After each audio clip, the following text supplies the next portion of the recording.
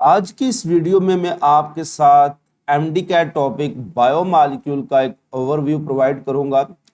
इसमें आप जो चीज़ें डिस्कस करेंगे कि which topics are included in syllabi के जो यूएचएस का सिलेबस है उसमें जो बायोमॉलिक्यूल वाला टॉपिक है इसके अंदर सब टॉपिक कौन कौन से हैं, यानी कौन कौन से टॉपिक आपने पढ़ने हैं, कहाँ से पढ़ने हैं और कितनी डिटेल और क्या चीज़ पढ़नी है और व्हाट टू स्टडी, यानी क्या पढ़ना है आपने।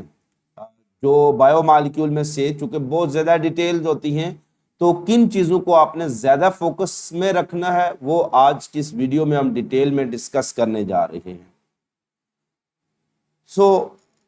सबसे पहले हम देखेंगे कि जो सब टॉपिक कौन कौन से इंक्लूडेड हैं और सब टॉपिक में फिर बाद में आपके साथ शेयर करूंगा कि एमडी कैट बायोलॉजी का जो टॉपिक है इसके सब टॉपिक की कौन कौन सी डिटेल आपने मस्त याद रखनी है और कोशिश करूंगा कि कुछ बेसिक इंफॉर्मेशन, टेक्निकल इंफॉर्मेशन जो आपके लिए रिक्वायर हैं उस पर भी मैं वीडियो रिकॉर्ड कर दूं।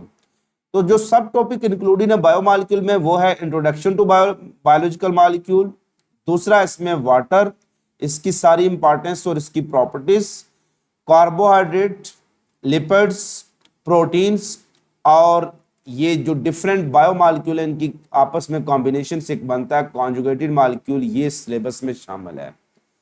अब हम आते हैं इंट्रोडक्शन टू बायोलॉजिकल मॉलिक्यूल में आपने क्या क्या चीजें तैयार करनी हैं।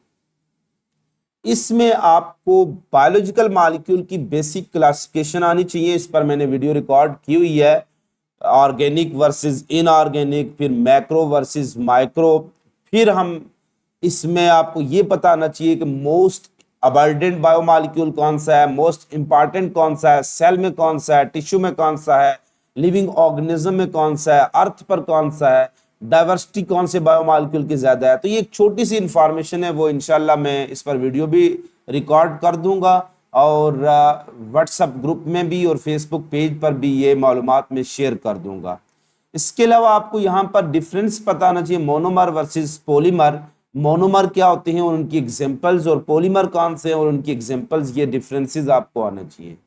बायोलॉजिकल मॉलिक्यूल में ऑर्गेनिक की कितनी कैटेगरीज हैं और कि कौन से मॉलिक्यूल जो हैं वो प्रोकैरियोटिक में ज्यादा हैं, यूकैरियोटिक में ज्यादा हैं। इसके लिए आपको अगर पंजाब टेक्स्ट बुक बोर्ड आप फॉलो कर रहे हैं तो उसमें चैप्टर नंबर 2 में रेफर करूंगा। चैप्टर नंबर 2 में जो पहला टॉपिक ही है बायोलॉजिकल मॉलिक्यूल में इंट्रोडक्शन टू बायोकेमिस्ट्री के नाम से, वहां पर एक टेबल दिया हुआ है। उस टेबल में तमाम बायोमॉलिक्यूल की परसेंटेज दी हुई है, prokaryotic versus eukaryotic cell. Prokaryotic cell में उसने बैक्टीरियल सेल को डिस्कस किया है और यूकैरियोटिक सेल में उसने मैमेलियन सेल यानी ह्यूमन सेल को डिस्कस किया हुआ है। तो वहां पर ये परसेंटेज दी हुई है, वहां से आपको आइडिया हो जाएगा कि सेल में कौन कौन से बायोमॉलिक्यूल की परसेंटेज क्या है और यहां से आपको ये भी आइडिया हो जाएगा कौन सा बायोमॉलिक्यूल प्रोकैरियोटिक सेल में ज्यादा है और कौन सा यूकैरियोटिक में ज्यादा है। फिर आप आ जाते हैं इंपॉर्टेंस ऑफ वाटर पर। इंपॉर्टेंस ऑफ वाटर में बहुत सी इसकी करेक्टरिस्टिक्स हैं जो कुछ पंजाब टेक्स्ट बुक बोर्ड में डिस्कस की हैं, कुछ फेडरल में डिस्कस की हुई हैं और कुछ हमारी ही बुक के अंदर डिफरेंट चैप्टर में डिस्कस हुई हैं। जिनमें से सॉल्वेंट प्रॉपर्टीज हैं जिसकी रीजन पोलैरिटी है, उस पर आपने ज्यादा डिस्कस करना है, कौन सी चीजें हाइड्रोफोबिक हैं और कौन सी हाइड्रोफोबिक हैं, और हाइड्रोफिलिक हाइड्रोफोबिक सर्फेसिस के बारे में आपने डिस्कस करना है। जो सॉल्वेंट प्रॉपर्टीज है ये किस बॉन्डिंग की वजह से हैं। उसके बाद इसमें हीट कैपेसिटी और हीट ऑफ वेपराइजेशन इनकी वैल्यू है और इनकी इंपॉर्टेंस है कि पानी एक्ट करता है एज ए थर्मो रेगुलेटर, किस प्रॉपर्टी की वजह से पानी एक्ट करता है एज ए थर्मो स्टेबलाइजर, किस प्रॉपर्टी की वजह से। Water provide cooling effect to plant and animal, किस प्रॉपर्टी की वजह से।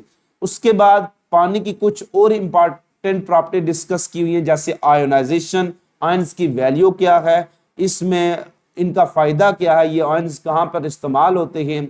इसके अलावा पानी की एक इम्पॉर्टेंट जो करेक्टरिस्टिक्स यही है कि ये शॉक एब्जॉर्बर होता है, लिहाजा ये कुशन लाइक स्ट्रक्चर बनाता है, फ्लूइड कुशन बनाता है जहां पर ये ट्रॉमा से बचा रहा होता है। इसके अलावा पानी एक एफिशिएंट लुब्रिकेंट है जहां पर ये फ्रिक्शन को बचा रहा होता है। तो ये डिफरेंट इसकी एग्जांपल आपने with in the living organism with reference to cerebrospinal fluid, pericardial fluid, synovial fluid, जो टीयर्स हैं इनके रेफरेंस से आपने ये चीजें डिस्कस करनी है। उसके बाद जो पानी की एक इंपॉर्टेंट प्रॉपर्टी है, पानी की डेंसिटी है। डेंसिटी की वजह से भी पानी बाज़ औक़ात आप देखें कि बहुत से बायोमॉलिक्यूल पानी के सरफेस के ऊपर तैर रहे होते हैं, लिपिड पानी के ऊपर तैर रहे होते हैं। उसकी रीजन क्या है? तो डेंसिटी का इसके साथ क्या ताल्लुक है? पानी एक रेस्पिरेटरी मीडियम के तौर पर एफिशिएंट क्यों नहीं है? तो उसमें डेंसिटी और विस्कोसिटी का ताल्लुक है, वो आपने डिस्कस करना है। पानी की कुछ और प्रॉपर्टी हैं जिसमें पानी के मॉलिक्यूल आपस में अट्रैक्ट करते हैं। कोहेजन है, पानी के मॉलिक्यूल की दूसरे किसी वॉल ऑफ जाइलम वेसल से अट्रैक्शन है, दैट इज कॉल्ड एडहेजन। इनका कहां पर इस्तेमाल है? कोहेजन टेंशन थ्योरी के साथ इसको रिलेट करना है, सरफेस टेंशन जो फिनोमेना है उसके साथ रिलेट करना है। इसमें कौन सी बॉन्डिंग इन्वॉल्व है, कैपिलरी एक्शन कौन सी प्रॉपर्टी की वजह से हो रहा होता है, ये सारी चीजें आपने वाटर की इंपॉर्टेंस में डिस्कस करनी है। अब हम आ जाते हैं कार्बोहाइड्रेट। बहुत ज्यादा डिटेल है इसकी, इसमें जो इंपॉर्टेंट चीजें डिस्कस करनी है आपने, पहले तो इनके जनरल फीचर आपको आने चाहिए। कार्बोहाइड्रेट का सोर्स क्या है, ओरिजिन क्या है, ये इनका केमिकल डेफिनेशन क्या है, इनकी कंपोजिशन क्या है और केमिकल कंपोजिशन क्या है। और ये जब इंट्रोडक्शन टू बायोलॉजिकल मॉलिक्यूल आप डिस्कस करेंगे तो तमाम बायोलॉजिकल मॉलिक्यूल की केमिकल कंपोजिशन आपको आनी चाहिए कि कौन से बायोमॉलिक्यूल में कार्बन, नाइट्रोजन, ऑक्सीजन है, किस में कार्बन, नाइट्रोजन, ऑक्सीजन, नाइट्रोजन है। इस पर भी मैं एक शॉर्टकट आपके साथ शेयर कर दूंगा। तो कार्बोहाइड्रेट में भी आपकी केमिकल कंपोजिशन पता आना चाहिए। वो कौन सी कार्बोहाइड्रेट एक्सेप्शनल केसेस हैं जिसमें नाइट्रोजन पाई जाती है। इसके अलावा इनका सोर्स क्या होता है कार्बोहाइड्रेट का, वो आपको पता आना चाहिए। कार्बोहाइड्रेट की ऑकरेंस कहाँ कहाँ पाए जाते हैं, ये मोस्ट अबंडेंट जो बायोमॉलिक्यूल हैं वर्ल्ड के अंदर, शेल्फ ऑफ लाइफ इनको कहा जाता है। इस तरह के इनके फीचर, इनकी क्लासिफिकेशन वेरी इंपॉर्टेंट है, वो आपने डिस्कस करनी है on basis of number of sugars, monosaccharide, oligosaccharide और पॉलीसेक्राइड। फिर इनके दरमियान कंपैरिजन डिफरेंट चीजों का, इनकी सिंपलिसिटी और कॉम्प्लेक्सिटी का आपस में कंपैरिजन करना है कि कौन सा कार्बोहाइड्रेट सबसे सिंपल है और सबसे कॉम्प्लेक्स है। इसके लिए जो आपको चीज पता आना चाहिए वो तमाम कार्बोहाइड्रेट की एग्जांपल्स पता आनी चाहिए। आपको एग्जांपल फिंगर टिप्स पर आनी चाहिए, मोनोसेक्राइड की, ओलिगोसेक्राइड, उसमें डाइसेक्राइड की और पॉलीसेक्राइड के, उनके कॉमन नेम। चूंकि अगर आपको एग्जांपल आती होंगी तो इससे रिलेटेड क्वेश्चन आप आसानी से कर लेंगे। जैसे आपके पास क्वेश्चन आ जाएगा, यहां पर एक आपको दे देगा ग्लूकोज, इसी तरह से आपको दे देगा दूसरा ऑप्शन माल्टोज, इसी तरह से तीसरा ऑप्शन आपको दे देगा सेलुलोज। तो which one of the following is most complex carbohydrate? तो हमें पता होगा मोस्ट कॉम्प्लेक्स क्या होते हैं, पॉलीसेक्राइड हैं। तो पॉलीसेक्राइड आपने ढूंढना होगा, वो क्या है? सेलुलोज है। Which one on hydrolysis yield to sugar? तो हमें पता है वो डाइसेक्राइड देंगे, तो डाइसेक्राइड आपको ढूंढना होगा, वो माल्टोज है। Which one the following can not undergo hydrolysis? तो वो ग्लूकोज होगा, चूंकि मोनोसेक्राइड की हाइड्रोलाइसिस नहीं हो सकती। इस तरह के जो भी फीचर कंपैरेटिव आप पढ़ेंगे, मोनोसेक्राइड, ओलिगोसेक्राइड और पॉलीसेक्राइड, वो फीचर अप्लाई हो जाएंगे इसके एग्जांपल पर, लिहाजा आपको एग्जांपल आनी चाहिए। तो इनके फीचर्स में सिंप्लिसिटी, कॉम्प्लेक्सिटी, सॉल्युबिलिटी, स्वीटनेस, इसके बाद रिड्यूसिंग प्रॉपर्टी और हाइड्रोलाइसिस, ये मस्ट आपने डिस्कस करनी है।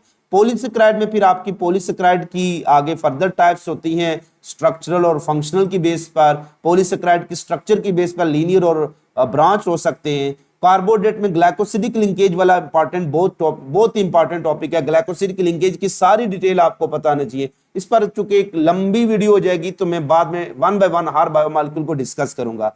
लिपिड में तीनों जो लिपिड की डिफरेंट 5 क्लासेस हैं, उन सब क्लासेस के नाम आपको आने चाहिए।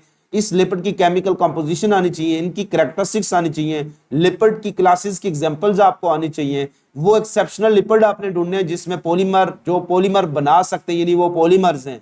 इस तरह की प्रॉपर्टी आपने डिस्कस करनी। Very important, most diverse organic biomolecule और बायोमॉलिक्यूल प्रोटीन है। बहुत ज्यादा इसमें डिटेल है प्रोटीन की। सबसे पहले तो जो चीज आपको याद आनी चाहिए वो प्रोटीन की एग्जांपल्स याद आनी चाहिए। प्रोटीन की स्ट्रक्चर की बेस पर 2 बड़ी ग्रुप्स हैं, स्ट्रक्चरल प्रोटीन और फंक्शनल प्रोटीन।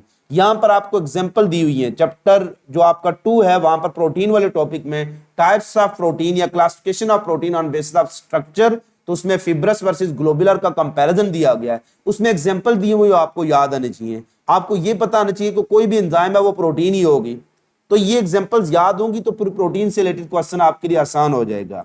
फिर स्ट्रक्चरल वर्सेस फंक्शनल प्रोटीन में आपने कंपेयर करना है इनको, ज्यादा स्टेबल कौन सी है, कम स्टेबल कौन सी है, ये बेसिक चीजें हैं प्रोटीन के बारे में। प्रोटीन के फंक्शनल ग्रुप कौन कौन से हैं, प्रोटीन का सबसे बड़ा ग्रुप कौन सा है, which one is the largest group of protein, वो आपको पता आना चाहिए। इस पर सेपरेट वीडियो बनती है, बाद में डिस्कस करूंगा। अभी तो मैं सिर्फ ओवरव्यू आपको प्रोवाइड कर रहा हूं कि इसमें आपने पढ़ना क्या है। प्रोटीन में अमाइनो एसिड वाला टॉपिक है, उसको आपने फोकस में लाना है, उनकी स्ट्रक्चर आपने फोकस में लानी है, उनकी टाइप्स आपने फोकस में लानी है, अमाइनो एसिड की प्रॉपर्टी आपने डिस्कस करनी है, न्यूट्रल कौन से, सिंपलेस्ट कौन सा है, कॉम्प्लेक्स कौन सा है, एरोमेटिक कौन सा है, एसिडिक कौन सा है, बेसिक कौन सा है, ये आपको प्रॉपर्टीज आनी चाहिए। क्या अमाइनो एसिड में कोई पेप्टाइड लिंकेज मौजूद है, नहीं है तो क्यों नहीं है, पेप्टाइड वर्ड किसके लिए यूज करते हैं, पॉलीपेप्टाइड, डाइपेप्टाइड और ओलिगोपेप्टाइड में फर्क आपको आना चाहिए, पॉलीपेप्टाइड और प्रोटीन में फर्क आना चाहिए। 4 स्ट्रक्चरल लेवल हैं प्रोटीन के, उनके दरमियान कंपैरिजन बहुत ही आसान है, वो एक टेबल की सूरत में शेयर कर दूंगा, वो आपको पता आना चाहिए। आपको ये पता आना चाहिए कि तमाम प्रोटीन में कौन सी बॉन्ड मस्ट होगी, आपको ये पता आना चाहिए कौन सी प्रोटीन में कौन सा स्ट्रक्चरल लेवल मस्ट होगा, आपको ये पता आना चाहिए तमाम पॉलीपेप्टाइड और प्रोटीन में कौन सा स्ट्रक्चरल लेवल मस्ट होगा। फिर इनकी एग्जांपल्स आपको आनी चाहिए कि प्राइमरी स्ट्रक्चर को स्टेबलाइज कौन सी बॉन्ड कर रही है, सेकेंडरी को कौन सी, तो इस पर एक सेपरेट वीडियो बनाऊंगा, बहुत ज्यादा डिटेल हो जाएगी। कॉन्जुगेटेड मॉलिक्यूल में ग्लाइकोलिपिड और glycoprotein, glycoprotein very very important है, चूंकि इनका ताल्लुक बहुत सी चीजों के साथ हो सकता है। ग्लाइकोप्रोटीन जो होती हैं, actually most of the cell secretion are glycoprotein in nature, ज्यादातर हमारी जो एंटीजेंस होती हैं वो भी ग्लाइकोप्रोटीन नेचर होती हैं। इसके अलावा अगर हम डिस्कस करें तो ग्लाइकोप्रोटीन की फॉर्मेशन में कौन इन्वॉल्व होता है, वो आरईआर इन्वॉल्व होता है, लेकिन ग्लाइकोप्रोटीन की मॉडिफिकेशन में कौन इन्वॉल्व होता है, वो गोल्जी अपरेटस होते हैं। चूंकि ये सेल सिक्रीशन होती हैं, मोस्ट ऑफ द जो प्लाज्मा प्रोटीन होती हैं वो भी ज्यादातर ग्लाइकोप्रोटीन होती हैं, तो इनके बारे में डिटेल डिस्कस आपको करनी चाहिए। तो वीडियो लंबी ना हो जाए, ये तो ओवरव्यू में आपको प्रोवाइड किया कि आपने इस पूरे बायोलॉजिकल मॉलिक्यूल यानी बायो मॉलिक्यूल वाले टॉपिक में क्या क्या चीजें पढ़नी है। हर एक टॉपिक की आगे फर्दर बहुत सी डिटेल्स हैं जो एक वीडियो में पॉसिबल नहीं है। अभी तो मैं सिर्फ सिलेबस को डिस्कस कर रहा हूं, तो मेरी कोशिश ये है कि मैं पूरे जो यूएचएस का जो सिलेबस है उसका एक ओवरव्यू स्टूडेंट को प्रोवाइड कर दूं ताकि उनके लिए पढ़ना आसान हो जाए। ये टॉपिक आप किसी भी बुक से पढ़ सकते हैं, आप फेडरल को टच करें, पंजाब को टच करें, केपीको को टच करें, यानी जब भी आप टॉपिक पढ़ें तो उसकी रिलेटिव इंफॉर्मेशन तमाम में से निकाल लें। तो उम्मीद करता हूं कि आपके लिए ये वीडियो लेक्चर काफी हेल्पफुल साबित होगा, बिल्कुल उन स्टूडेंट्स के लिए जिनको ये नहीं पता कि हमने पढ़ना क्या है, और वो स्टूडेंट्स जो अभी एफएससी कर रहे हैं पार्ट 1 में, उनको ये पता आना चाहिए कि ये टॉपिक एंट्री टेस्ट में शामिल हैं ताकि अभी से आप तैयारी कर सकें। और वो जो उस्ताद कराम जो अभी अभी एमडी कैट पढ़ा रहे हैं, तो उनको भी ये पता आना चाहिए कि हमने इसको पढ़ाना कैसे है और इसमें सिलेबस कौन से हैं। सबसे जो पहली चीज आपने प्रोवाइड करनी है बच्चों को, वो एसएलओज हैं, स्टूडेंट लर्निंग आउटकम्स, यानी ये टॉपिक्स आपने बताने हैं। तो अगर आपको ये वीडियो पसंद आई है तो अपने उन कोलीग्स तक जरूर शेयर करें जो किसी भी मजबूरी की वजह से बहुत से इंस्टीट्यूट की हैवी ड्यूज को अफोर्ड नहीं कर सकते और वो किसी एकेडमी में पढ़ नहीं सकते, घर बैठकर रहनुमाई लेना चाहते हैं, तो एक सदका जारिया आपके लिए होगा कि आप उन बच्चों की रहनुमाई कर लें जो बेचारे किसी भी मजबूरी की वजह से अच्छा इंस्ट्रक्टर अफोर्ड नहीं कर पा रहे। घर बैठकर पढ़ लेंगे तो इल्म फैलाना बहुत ही एक जरूरी चीज है, और बिलखुसूस अगर इस इल्म से किसी दूसरे का फायदा हो रहा है तो इसमें बहुत ही इंपॉर्टेंट है, और ये हर सूरत में आप इसको स्प्रेड करें। जितना आप उन बच्चों तक पहुंचाएंगे जिनको ये इंफॉर्मेशन नहीं है, तो इससे क्या होगा कि एक भलाई का सिलसिला शुरू हो जाएगा कि उन तमाम बच्चों तक भी ये मालूमात पहुंच जाएंगी और कोई भी बच्चा तालीम के बगैर नहीं रह पाएगा। और मेरा मिशन यही है कि कम से कम जो हमारे वो तबकात हैं जो हैवी ड्यूज अफोर्ड नहीं कर सकते, तो उनको घर तक कम से कम इतनी इंफॉर्मेशन फ्री ऑफ कास्ट उनको मिल जाए। ज़रा इंटरनेट की कनेक्शन तो आपने खुद लगवाना है, और बिल्कुल गवर्नमेंट ने भी अब फ्री इंटरनेट प्रोवाइड किया है, तो आप घर बैठकर भी तैयारी कर सकते हैं। बाकी इसमें आप इसकी प्रैक्टिस के लिए मुख्तलिफ बुक्स होती हैं, मिल जाती हैं, वो आप प्रैक्टिस कर सकते हैं इस टॉपिक से रिलेटेड। खुश रहिएगा, खुश रखिएगा, दुआ में याद रखिएगा, फिर मिलेंगे चलते चलते।